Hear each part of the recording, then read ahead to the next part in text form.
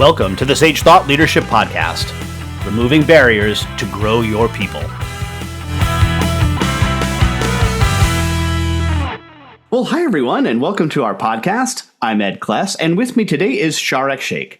Sharekh is the founder of CleverX, a platform that powers market research teams by providing them with access to the tools and hardest to reach commercial audiences. The company's platform allows users to build a network with business professionals and fellow entrepreneurs via video calls, enabling entrepreneurs to avail expert advice and grow their businesses. Before becoming a tech entrepreneur, Sharekh worked with Gartner, the top technology research organization in the world. He assisted them in developing initiatives that will enable technology leaders from many industries to work together in a secure environment. Welcome to the Sage Thought Leadership Podcast, Sharekh Shaikh.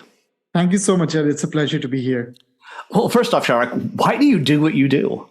That's a pretty philosophical, deep question. But I think for me personally, entrepreneurship is one of those incredible things that people should definitely take up once in their life.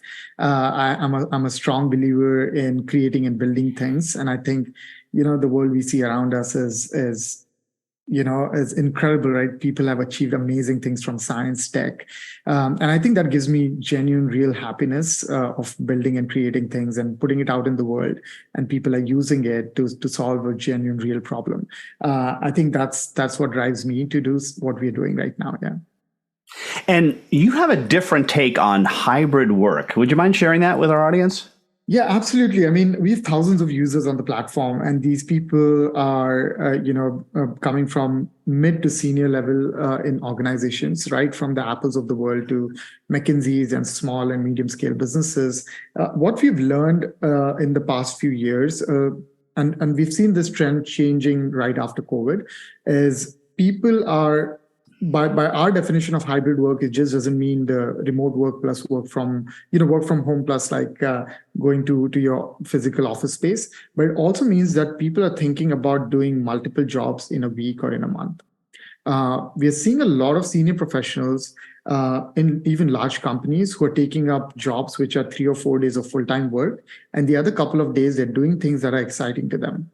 Because if you look at the stats, almost 70 to 80% of the people in the world say that they're not happy with their, general work, or day-to-day 9 to 5 job. And I think COVID has given people the opportunity to explore that option.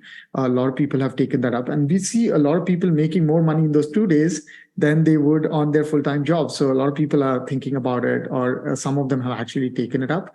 And some people are just doing it because they want to do some fun things that they enjoy doing, which are not even relevant to the day-to-day, 9 to 5 job. So that's a big trend that we're seeing. My personal, and this probably is going to be a big prediction, is in the next 10 to 20 years, you will see more people taking up that role, and that percentage of part-time plus full-time job or hybrid work in our definition would be a prominent thing in the next 2 decades. What's been the reaction of some of the larger companies? Are they allowing this? Is this something they want to have happen too? I mean, I would be curious, because some, I can imagine, don't want that at all. Especially they wouldn't want you working for a competitor, obviously. Absolutely. Yeah. So there are some companies which have very stringent policies. What we're going to see is some certain job roles where the company knows that this person can get this job done in 3 or 4 days of their week, and they can still, get all the outcomes that they require from that work. In those scenarios, companies are okay to do that. We're seeing that in HR professionals a lot. So a lot of HR professionals are working 3, 4 days a week, and then the other couple of days they are going out and doing their own thing as consultants, or just doing things which are not relevant to HR. And the same thing we are seeing with roles such as, procurement. But that's not a big number. But HR is one of the spaces that we're seeing this trend happen quite a bit. Yeah. And what advice might you have for somebody who wants to do that? Somebody who's in a role right now where they think they have extra capacity. What are your thoughts for how should they approach their current employer, and then what should they do to not make sure that their secondary side hustle, so to speak, is not just a hobby, but something that's also a real business? Yeah, I think it all comes down to people who have this entrepreneurial streak. They want to go out and do things which are not exactly a 9 to 5 job. So there's a small percentage today, but with the whole advent of internet and having access to every single tool that's out there, ChatGPT or anything that makes your job really easy to go out and try something new. Even it doesn't matter if it works or not, but I think there are people who are trying that out, and some people are successful at doing it.